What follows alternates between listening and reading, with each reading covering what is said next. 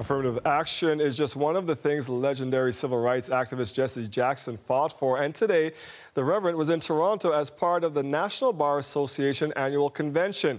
I sat down with him to talk about the new Voter Suppression Commission the association unveiled today, which is a direct reaction to Trump's policies. We also got into how Canada played a role in the formation of the NAACP. He's setting up something called the Voter Fraud Commission. There is no voter fraud. According to 50 secretaries of state, there's consumer fraud. We pay more for less and have less access. So we set up a Voter Suppression Commission. Rainbow Push and the National Bar Association, a number of organizations were forming to expose the impact of stealing votes from black and brown people in big elections. Tell us why you chose Toronto to make this important announcement.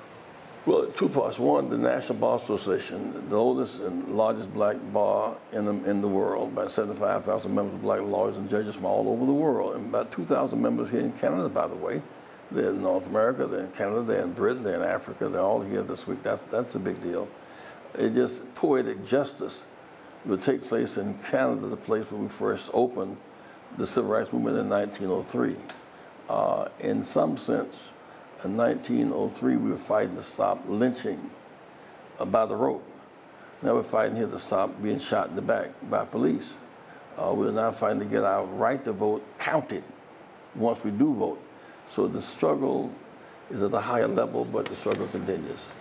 I was going to ask you that as a stalwart in the civil rights movement, do you think that the political climate that we are in today is worse or even more polarized than it was when you were part of the civil rights movement and fighting?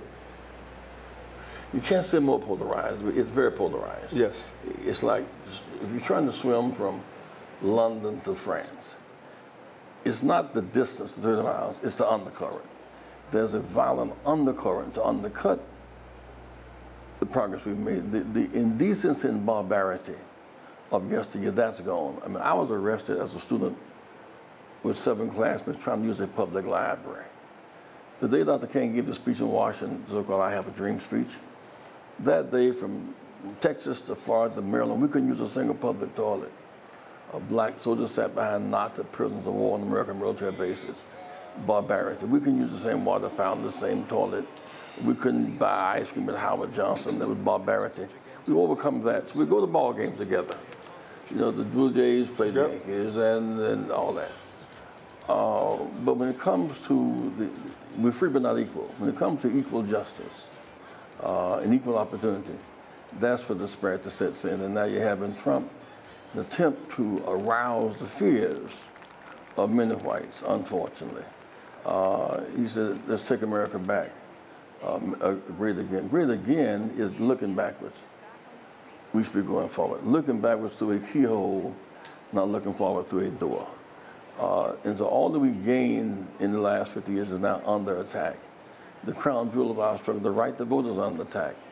And so he's trying to call our vote a fraudulent vote. That's not the truth.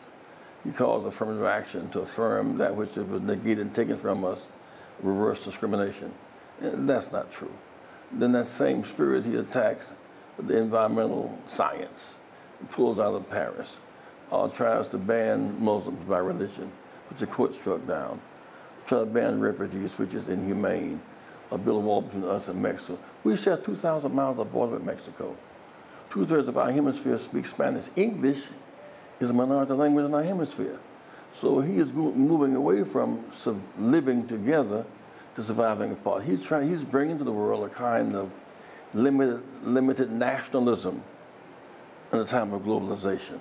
And that's where your prime minister is so superior in his vision. Your leader speaks of globalization. And Trump is speaking of a kind of narrow nationalism which cannot compete in the real world order.